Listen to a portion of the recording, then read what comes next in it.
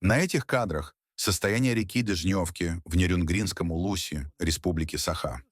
Мужчины приехали на реку, чтобы порыбачить, пробурили лунку. Но подо льдом вместо воды они увидели жижу черного цвета. Представьте себе состояние рыбы в этих местах. Приехали налимов половить. Вот. Вот такая херня у нас здесь творится. И всем, похоже, по херам. Вон бур какой. Все. Налимов тут нету. Там полностью уголь. Или что это такое, неизвестно вообще.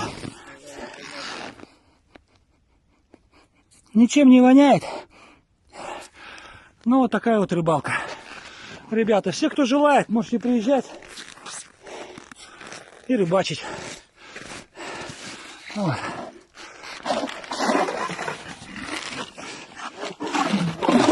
Вот такая вот хрень.